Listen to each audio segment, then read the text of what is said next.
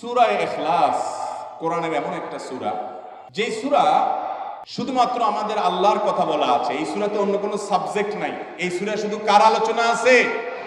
এরকম আরেকটা সূরা কোরআনে নাই যে সূরা শুরু থেকে শেষ পর্যন্ত শুধু আল্লাহর গুণগান আছে, আল্লাহর বৈশিষ্ট্যের কথা আছে, আল্লাহর একত্ববাদের কথা আছে, অন্য কোনো সাবজেক্টই নেই। এটা সাবজেক্টই শুধু আল্লাহ তাআলা। এই জন্য এক সাহাবী এই সূরাকে খুব ভালোবাসতেন। তিনি মানুষের ইমামতি করতে গিয়ে সূরা ফাতিহার পরে অন্য যা পড়েন না পড়েন সাথে সূরা ইখলাস অবশ্যই পড়তেন। আসসালামু আলাইকুম। আমাদের পেজের পক্ষ হতে আপনাদের জন্য নিয়ে এলাম সূরা ইখলাস ও সূরা ইখলাসের অর্থসহ এই ওয়াল ক্লকটি। এই ওয়াল ক্লকটি প্রিমিয়াম কোয়ালিটির উডেন ফ্রেম ও পিভিসি বোর্ডের মাধ্যমে তৈরি করা হয়েছে, যা আপনার বাসার সৌন্দর্যকে আরও বৃদ্ধি করতে সহযোগিতা করবে।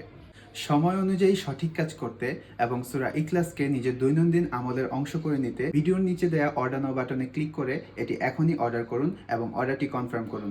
জাযাকুমুল্লাহ খাইরান। আসসালামু আলাইকুম।